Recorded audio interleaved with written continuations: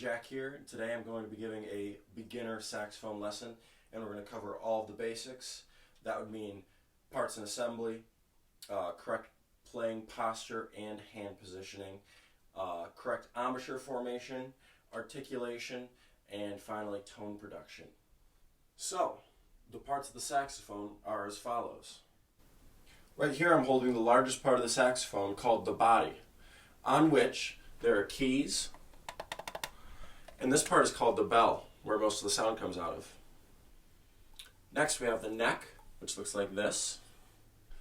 Next we have the mouthpiece, which will soon be attached to the neck of the instrument. And I actually have a mouthpiece pad on top of mine, which many players prefer to have.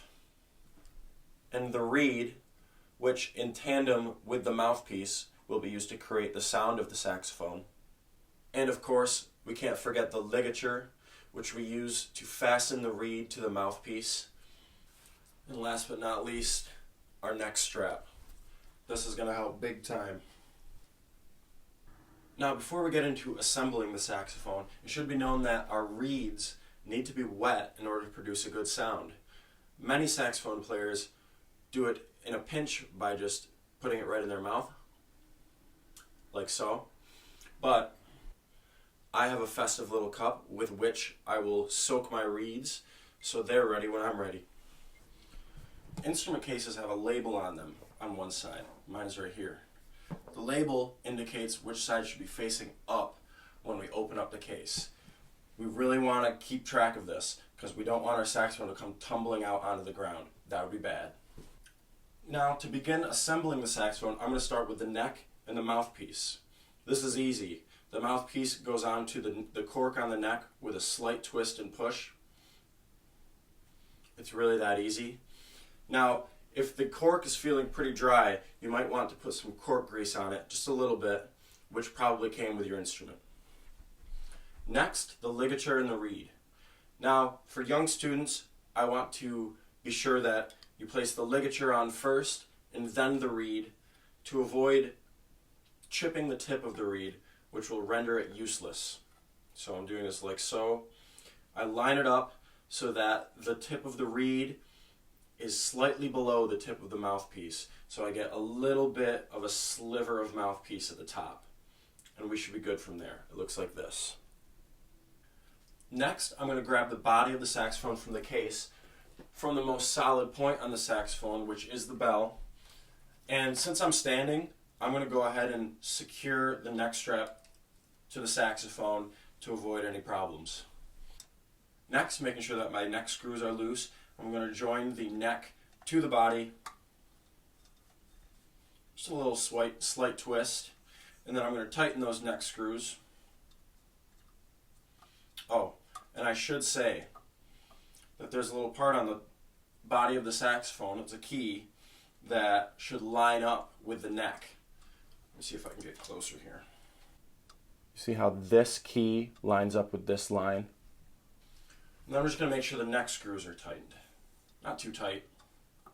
Just make sure they're on there. And voila, we have a fully assembled saxophone. But before we play, we've got a few more things to go over. First of which being this neck strap situation I have going on here. Now, if you look, my neck strap is so low that when I bring the saxophone up, it's not even anywhere near my mouth.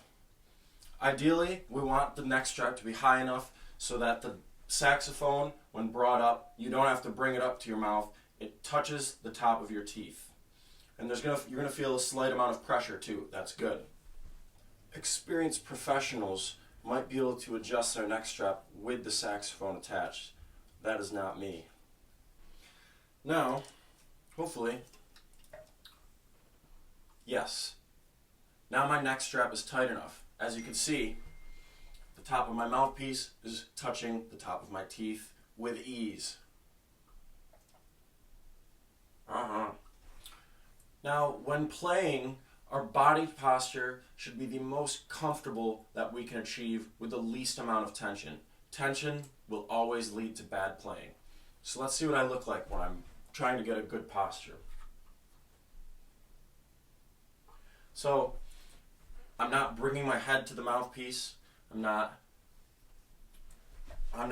making my back too straight. I'm not hunching forward. When I'm standing, both of my feet are on the ground about shoulder width apart. And if I were to be sitting, I would be sitting comfortably in the middle of the chair, not too far in the front, not leaning back, and I will be supported by my hip bones. Equally as important to releasing tension in saxophone playing is our hand positioning. Now, as you'll see, my fingers are curved comfortably around the instrument, and the tips of my fingers are on the pads of the keys. My fingers aren't flying out. They're not tense. They're just comfortable, and they're wrapped around the saxophone. Now, a good way to get a feeling for this curved feeling of the fingers is to pick up a cylindrical object. We all do it every day. Sometimes it's a can of soda. In this instance, it's a Yankee Candle. It's going to look just like this, but around the saxophone. Now, before I go into the details of embouchure formation, I'm going to give you a quick exercise so you can figure it out quick and make a sound. It's called the exercise. So what we're going to do is we're going to start by loosening up our jaw and our lips and our face by just blah, blah, blah, saying blah, blah, blah, blah, blah, you know, just let it all go loose. Blah, blah, blah, blah, blah. So next, what we're going to do is a couple steps. We're gonna release some energy. We're gonna go and we're gonna keep that relaxed feeling from a second ago. And then, while we're saying we're going to place the mouthpiece, the top of the mouthpiece, on the top of the teeth, like so. And then, once the mouthpiece is there, we're gonna say and this will close the lips and the embouchure around the mouthpiece in a comfortable, relaxed way. And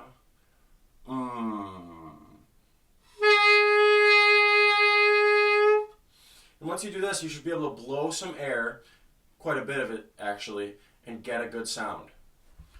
And now, to take a quick step back, when we say embouchure, we mean the lips, the muscles of the face, and the shape of the inside of our throat, which all results in a good sound coming out of the instrument. Characteristics of a good embouchure are the corners of our mouth have come in and they're firm. The chin underneath the lips is flat and pointed down. And it's all relaxed. I don't mean that it's loose. It is firm, but it's not tense. It's relaxed and it's comfortable. Another quick way to learn the concept of an embouchure is to think of yourself as drinking a milkshake through a straw, a thick milkshake. And you could just do this with the mouthpiece if you don't have a straw. The goal of a good embouchure is to seal the reed and support the sound. Now, if you're noticing your cheeks puffing or air escaping out of the side of your mouth while you're trying to play the saxophone, that's an indication that you need to work on your embouchure a little bit and firm it up. One more thing about embouchure. A beginning student might have a little bit of trouble putting the mouthpiece too far in their mouth and getting a sound. So they might want to start with the mouthpiece a little bit, just a little bit in the mouth. But as you get more comfortable, you're going to want to get more of the mouthpiece in your mouth. It's going to result in a better sound.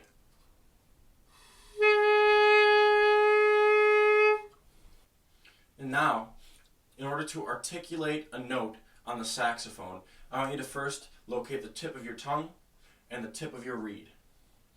Now, in order to articulate, your tip of your tongue is going to start by being connected to the tip of the reed, and you're going to build up air behind it, and you're going to release the tongue with a ta or a da syllable, and voila, you will have a note. Like so. Tip of the tongue to the tip of the reed. Embouchure formation.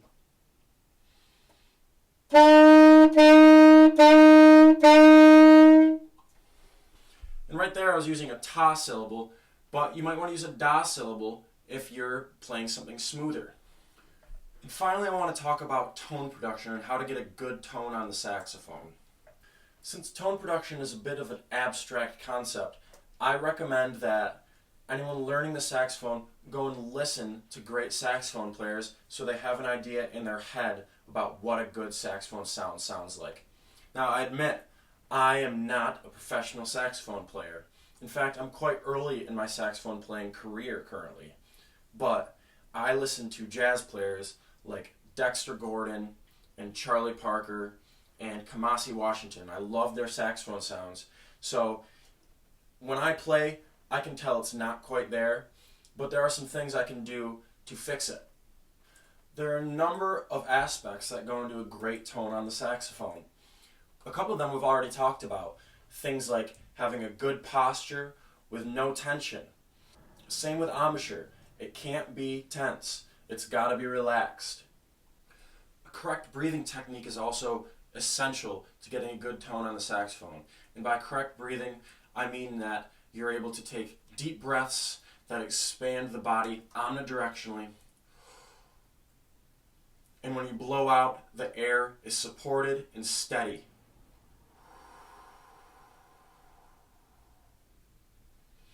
If your air isn't supported, your saxophone sound will reflect this. It will be shaky and wavy.